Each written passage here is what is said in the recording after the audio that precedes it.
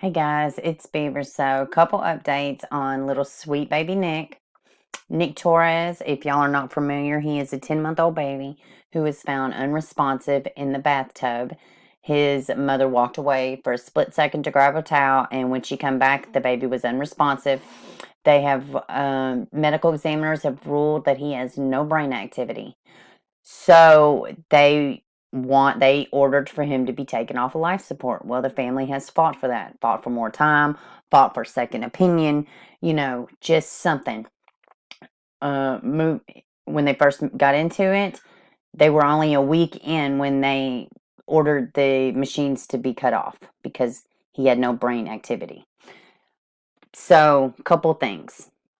They are giving permission for the parents to take him home. This is a process that is just starting to happen. The family has spoken with an out of the country doctor who wants to examine baby Nick and monitor him, and he is a neurologist, and he shares at conferences, and he's got a pretty lengthy background in these situations, or the brain and time. I do want to say this too, which they're going to go over it in the videos, and I'm probably going to read a little bit of the article. um there is a part of his brain that is regulating his body temperature, his digestive system, and everything in his body outside of his brain is functioning. And they are also asking for them to give him nutrients since he's been declared deceased by the hospital or the coroner's office because of no brain activity. They have not been giving him nutrients. Now, I'm not exactly sure all the ins and outs medically of what that looks like, but it sounds pretty awful. But they have declared him dead. This is a very fascinating, sad, tragic story, and there's a lot of moving parts. And I know people have been up in arms kind of about, what happened. The mom walked away. Granted, I think it was, awful. I think it is something she'll have to live with forever. I also think grace and mercy and prayers and just a little bit of compassion is what I'm offering this mom. I cannot imagine. And she doesn't need me to tell me or anybody else to tell her that, because this is her child. This was a loving family. Um, And that's about all I got. I'm going to be attaching a playlist. I'm going to make it'll only have like probably 3 videos in it. But I have talked a little bit about Nick and done a couple of videos. So if y'all are interested, but in a nutshell, that's what this case is about. I'm going to leave y'all with a couple videos. And this is Houston, probably ABC 13, I believe. Let me see. My little recording thing is in the way. Yeah, ABC 13 Houston. They're also covering Million Bass. Anyways, guys, yeah, this is the update, and when they bring him home, I'll do another update. But I'm gonna join a couple of the Facebook groups, try to keep up with the progress of baby Nick. I'm very curious as to what this outside doctor has to say after a little bit of time and running more tests and yeah. All right, guys. Y'all have a good one. The unfortunate news that the Court of Appeals, the 14th Court of Appeals in Texas, has denied our emergency appeal to save baby Nick's life. The court has, in essence, said that there isn't sufficient evidence to rule in favor of baby Nick. We submitted yesterday a statement by a doctor who's one of the premier doctors in the world regarding brain death. He's a Cuban doctor named Calixto Machado, and he's come to the United States before to treat children and examine cases like this. And he's asked me time, and he's asked the court, we submitted that yesterday, time for him to come to the United States to study baby Nick's case. And this morning we filed another emergency motion asking the court to allow baby Nick to be fed nutrients because he's not being fed nutrients. And his body, which is still working, save for his brain, it's not fully working. This baby needs nutrients so that heart can keep beating. We submitted evidence to the court this morning showing that baby Nick His digestive system is still working 100%. A week after he was declared deceased, this baby is still has a digestive system like any other baby would. If this is a corpse, I want the hospital to explain this to me. If this is a dead body, how is this baby still have urine?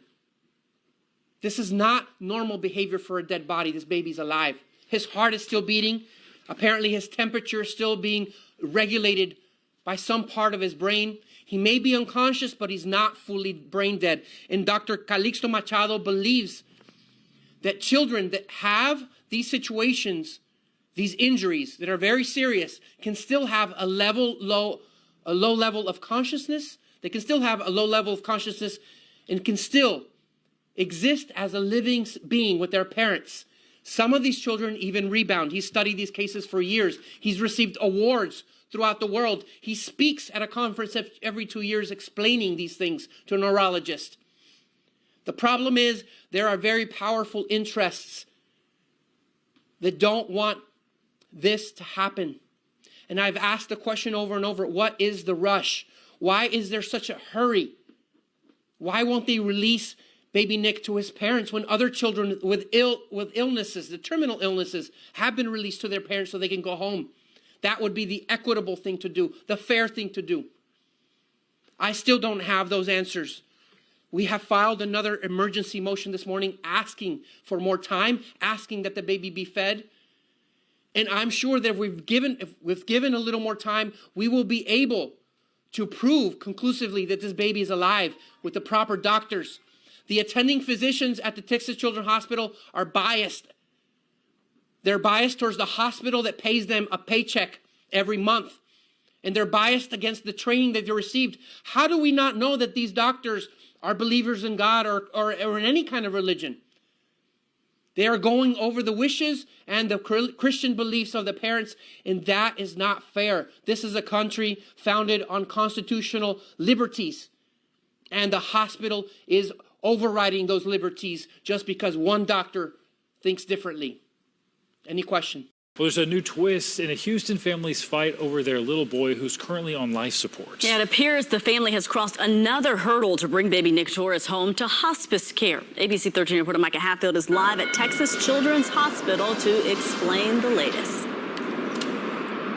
Hey, good morning, Stephen and Erica. I spoke to a representative for the Torres family this morning, and they tell me that the family does not know when baby Nick will be released into their care, but she did send me a copy of a letter from the medical examiner's office that authorizes Texas Children's to release baby Nick to his family. We know that is a key component for his release that they've been waiting on.